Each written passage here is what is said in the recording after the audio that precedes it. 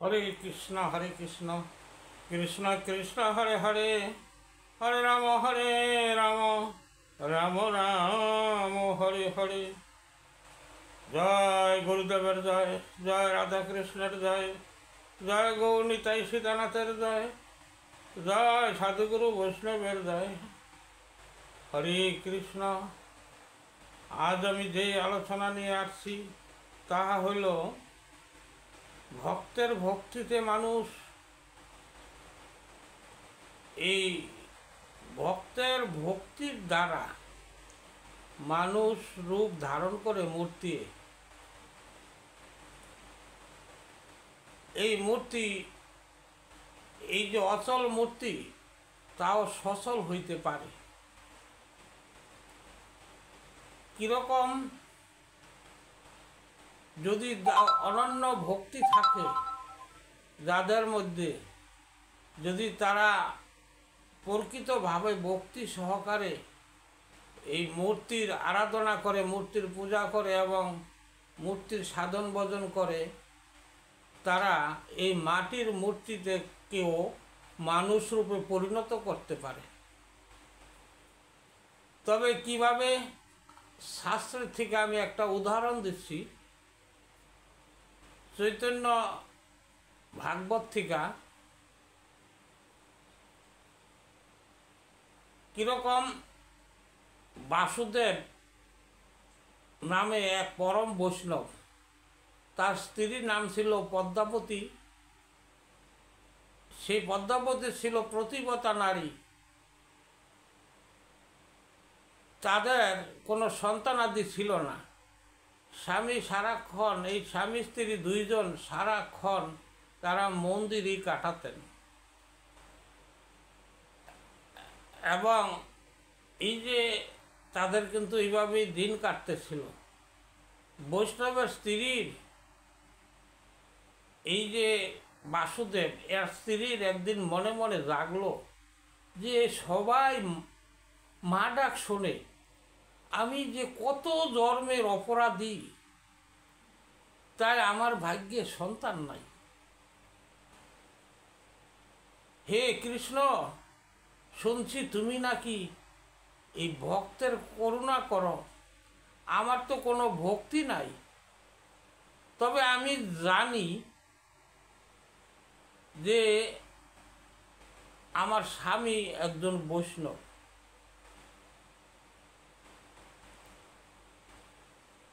আর যদি আমার স্বামী যদি বৈষ্ণব হয়ে থাকে, তাহলে অবশ্যই সে আমার মনের বাসনা পূর্ণ করতে পারবে। এইভাবে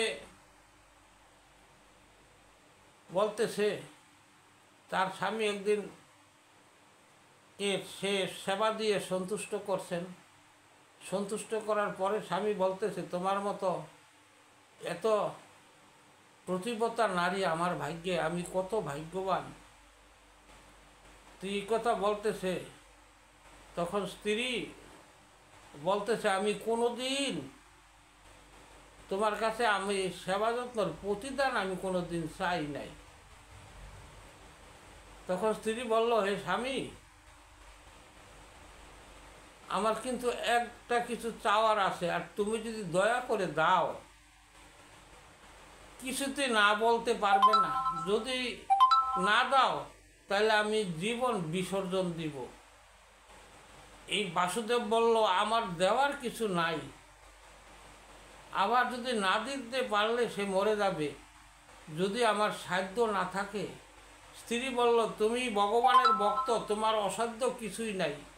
তখন বাসুদেব বলল, আচ্ছা বলো কি চাও। তখন স্ত্রী বলল, আমার ছোট গৌর সন্তান এনে দাও, লালন পালন করব। বাসুদেব চিন্তা করলো, কোথায় গৌরের মতো ছোট সন্তান পাবো। চিন্তা করতে করতে হঠাৎ তার বন্ধুর কথা মনে পড়ল। বন্ধুর নাম ছিল জ্যোতিময়, সে ছিল জাতে পাল, সে সবসময় মূর্তি তৈরি করত। তখন এই বন্ধুর কাছে গিয়ে বলল, বন্ধু, দেখা খুব খুশি হয়েছে। এখন বন্ধু কি অবস্থায় আসো, কেন আসছো? বলছে, বন্ধু আমি একটা সমস্যায় আছি। সমস্যাটা হলো এরকম আমার স্ত্রী বলছে ছোট্ট একটি বালক নিয়ে যেতে, ঠিক গৌরের মতো। বলো তো কি উপায় করি? তখন বন্ধু বলে, আমি মাটি দিয়ে মূর্তি তৈরি করি। অনেক মূর্তি আছে, এর মধ্যে তোমার যেটা ভালো লাগে তুমি সেইটা বেছে নিয়ে যাও। তখন সে বলল, না, সেই মূর্তি হবে না, তুমি এই গৌরের মতো মূর্তি তৈরি করে দাও। তখন পালমশাই বলল, আমি তো এই মূর্তি কখনো তৈরি করি না, আমি যত মূর্তি তৈরি করি হাত ছড়ায় থাকে, আর এই মূর্তির হাত থাকে উপর দিকে, আমি আজ পর্যন্ত এই মূর্তি তৈরি করি নাই। তখন বলল, বন্ধু তোমার যে প্রকারে হোক তৈরি করতে হবে। কি করব? বন্ধুর কথা রাখতে গিয়ে সে কী করলো, এই মূর্তি আজ তৈরি করার জন্য সিদ্ধান্ত নিল। এইভাবে করতে করতে সে বলে, বন্ধু 1 মাস পরে আইসো। তখন সে মূর্তি তৈরি করতে শুরু করলো। আর এদিকে সে বাড়িতে আসলো, তার স্ত্রী বলল যে, তুমি গৌর আনছ, আমার এই সন্তান, এই ছোট সন্তান আনছ গৌরের মতো। তখন বলল, না, সন্তান আনবো 1 মাস পরে। তার মা বাবা যখন বিদেশে যাবে তখন এই সন্তানটা রাইখা যাবে, তখন রাইখা গেলে তখনই আমি নিয়ে আসবো। 1 মাস পর তারা যাবে। তখন তার স্ত্রী বলল, যাই হোক 1 মাস পরে দিবে তো? হ্যাঁ দিবে, তাইলে 1 মাস পরেই নিয়ে এসো। এরকম করতে করতে 1 মাস হয়ে গেল। 1 মাস হওয়ার পর বলল স্ত্রী যে, তুমি যাও না কেন, আমার সেই গৌরকে নিয়ে আসো।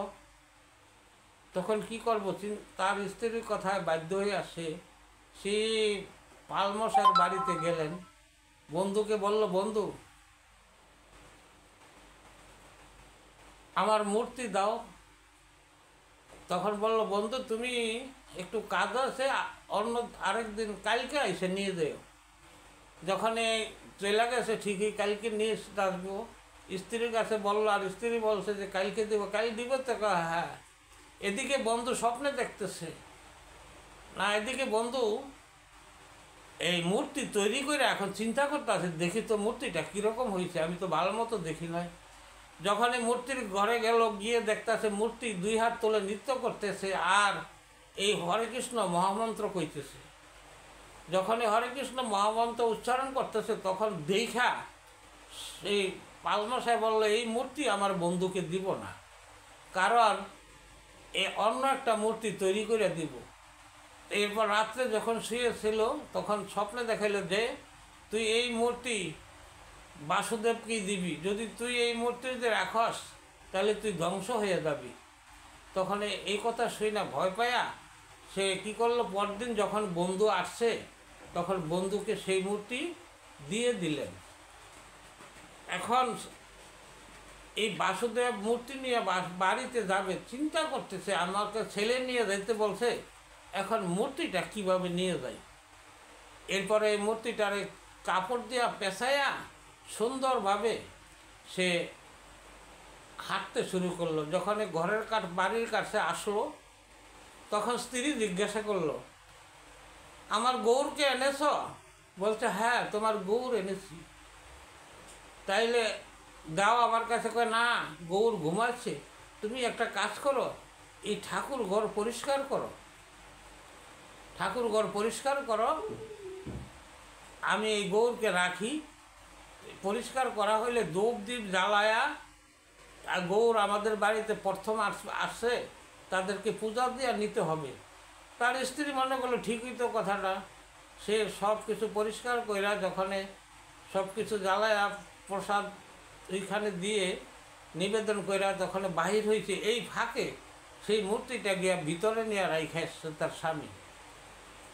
এখন বলে, গৌরকে দাও। আমি তো গৌর ভিতরে রাইখা আসছি। তখন তার স্ত্রী যখন এই মন্দিরের ভিতরে যাওয়ার সাথে সাথে দেখলো যে একটা ছোট্ট বালক হাঁটতেছে, খুব সুন্দরভাবে হাঁটাহাঁটি করতেছে। আরে তখন তার বলল, এই এই বালক বলল, মা আমার খুব ক্ষুধা পেয়েছে, তুমি আমাকে খেতে দাও। তারপরে ছানা মাখন যাই আছে তাকে সেবা করাইলো। করার পরে এখন বাইরে যে এই বাসুদেব যে বাইরে দাঁড়িয়ে রয়েছে চিন্তা করতে আছে, আমি যে মিথ্যা কথা বইলা সে সন্তানের পরিবর্তে মূর্তিটা দিয়েছি, না জানি আমার স্ত্রী কোনো একটা অঘটন ঘটায় ফেলায় নাকি। তখন এই চিন্তা করে তো ডাক দিল যে, পদ্মাবতী তুমি কি করতেছ? এই যখনই ডাক্তার দিল তখন এই মূর্তি ছেলে, ওই যে ছেলে বলতেছে, মা তুমি বাবাকে দেখা দিবা না, বাবাকে আসতে বলবা না, বাবাকে তাড়িয়ে দাও। যদি বাবাকে না তাড়াও তাহলে আমি কিন্তু রাগ করে মূর্তি হয়ে যাব। তখন সে এই যে অনেক দিন পরে সন্তানের মার ডাক শুনতে পাইছে, তাই সে স্বামীর কথা মানল না। স্বামীকে বলতেছে, তুমি আমার কাছ থেকে চলে যাও, আমি যেন কোনোদিন তোমাকে না দেখি। এই কথা বলছে। এখন স্বামী চিন্তা করে, আমি যে এই যে ছলনা কইরা যে সন্তানের পরিবর্তে এই মূর্তিটা দিয়ে আসছি, আমার মনে হয় এই অপরাধে সে আমাকে এই শাস্তিটা দিল। যাই হোক, কী বলছে, আমাকে দেখতে চায় না যখন, তাইলে আমি চলে যাই, নাইলে একটা অঘটন হইতে পারে। এই কথা বইলা সে বাড়ি থেকে গিয়ে এই সুরধুনির তীরে একটা ঘর ভাঙা সেখানে সে থাকতে শুরু করলো। এমনি করতে করতে কয়েকদিন যায়। এখন সেই গৌর বলে, মা তুমি একটা কাজ করো, তুমি বাবার কাছে আসা যাওয়া করো, বাবাকে আসতে দিও না, তুমি ওখানে যাইবা আসবা। তো এরকমভাবে যখন এই গৌর যা বলছে তার আদেশ শুই না তার স্বামীর কাছে আসতে যাইতেছে, এই আসা যাওয়ার মধ্যে তার গর্ভে সন্তান আসছে। এই 10 মাস 10 দিন হওয়ার পর সন্তান প্রসব হইল। প্রসব হওয়ার পরে কি করল, তখন এই সন্তানের 2 সন্তান সে জননী হইল। তখন এই সন্তানের নাম রাখলো গোবিন্দ, গৌর আর গোবিন্দ, যে গৌরের ভাই গোবিন্দ, এইভাবে মিলিয়ে সে নাম রাখলো। এরপর কিছুদিন যায়, 2 ছেলেকে সে সেবা যত্ন করতেছে ঠিকই। এখন যতই কিছু হোক না গেল, এই যে পেটের সন্তান আর অন্য সন্তান, মায়েদের কিন্তু এই জিনিসটা কিন্তু আইসা যায়। তখন 2 বাটি করে দুধ দিতে, একজনের 2 জনের 2 বাটি। একদিন দেখলো গৌরের বাটিতে জল মিশিয়ে দেয় আর আসল দুধ গোবিন্দর এসে সেবা করায়। এইভাবে গৌর দেখতে পাইয়া বুঝতে পারল। তখন মনে মনে ভাবলো, আসলে তুমি আমার উপযুক্ত না, তুমি আমাকে সেবার উপযুক্ত না, আর তুমি আমাকে কি করবা বা কি ভক্তি সেবা করবা? আমি এই ত্রিজগতের সকলেরই ভক্তিপ্রাপ্ত, আর সকলেই আমাকে ভজন করে, আমাকে সেবা যত্ন করে। এই কথা বইলা আরেকদিন যখন এই 2 বাটিতে দুধ দিছে, এই আসল দুধ গৌর তো খেয়ে ফেলছে, আর যেটা জল মিশানো ওইটা রাইখা দিছে। এটা মা দেখতে পায়া গৌরকে লাঠি দিয়া যখন তাড়াইয়া দিতেছে, গৌর দৌড়িয়া সে এই তার বাবার কাছে গেল। বাবার কাছে গেল, যাওয়ার পরে বলতেছে, কাঁদতে কাঁদতে গেছে, কে বাবা আমি আর বাড়িতে যাব না। কেন? কয় আমি এই মা আমাকে তাড়িয়ে দিয়েছে, মা আমাকে লাঠি দিয়ে তাড়িয়েছে, আমি আর ওই বাড়িতে যাব না, আমি তোমার কাছেই থাকবো। তখন বলতেছে, বাবা আমি তো এখানে একা থাকি, কোনো রকম একটু জায়গায়, এই জায়গায় তোমার সেবা যত্ন কীভাবে করব। তখন গৌর বলল, বাবা আমি তোমার চরণের তলেই থাইকা যাইব, আমি তোমার এই চরণে থাকব। তখন বলতেছে, এই বাসুদেব বলতেছে, বাবা আমাকে অপরাধী করো না, তুমি যতই চালাকি করো আমি কিন্তু জানি, আমি কিন্তু মন্দিরে কিন্তু রাইখাছিলাম কিন্তু মূর্তি। তুমি এই যে গৌর রূপ ধারণ করেছ, তুমি এই যে শিশু বালক হয়ে আছো, আমি জানি তুমি কে। আর আমি বড় অপরাধী।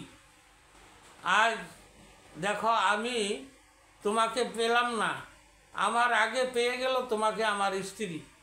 তখন গৌর বলতেছে যে বাবা, তুমি হলো পরম ভক্ত, যে ভক্তের সেবা করে সে আগেই আমাকে পায়। মা তোমাকে সেবা করছে, যত্ন করত, তোমার সেবায় নিয়োজিত ছিল, এই জন্য সে মা আমাকে আগে পেয়েছে। এই পৃথিবীতে আমার ভক্তকে যে অবহেলা করে সে আমাকে পায় না। তাই আমার ভক্ত তুমি, তোমাকে সেবা দেওয়াতে মা আগে আমাকে লাভ করছে। এখন আমি যে তোমার মতো এই যে ভক্তের আমি চরণের কথা বলছি, আমিও ভক্তের চরণ কামনা করি। আমি এই জন্য বলছি যে তোমার চরণ যেন আমি কাছে থাকবো। তখন বাবা আর এ কথা বইল না, আমি সবই জানি। নইলে মাটির থেকে তুমি যে এই বিগ্রহ থেকে তুমি যে স্বয়ং গৌর হইয়া সন্তান রূপে এসেছ, এইটি আমার কত ভাগ্য। জনমে জনমে যারা তপস্যা করে না পায়, আজ তুমি আমার কাছে সে এসে সেই রূপ, যেই রূপে হোক আমার কাছে ধরা দিয়েছ, আমি কত ভাগ্যবান। এইভাবে তারা বাপ ছেলে দিন কাটাইল। আচ্ছা, যা হোক, গল্প আরও বড়। এখন আমরা কি বুঝতে পারলাম যে এই যে আমি যে হেডিংটা বললাম, ভক্তের ভক্তির দ্বারা মাটির মূর্তি মানুষ হতে পারে। এই ভক্তের ভক্তির গুণে মাটির মূর্তি কথাও বলতে পারে। হরে কৃষ্ণ। যদি এই আমার আলোচনায় যদি কোনো ভুল ত্রুটি হয়, আপনারা ক্ষমা দৃষ্টিতে দেখবেন। হরে কৃষ্ণ কৃষ্ণ কৃষ্ণ হরে হরে, হরে রাম রাম রাম হরে হরে।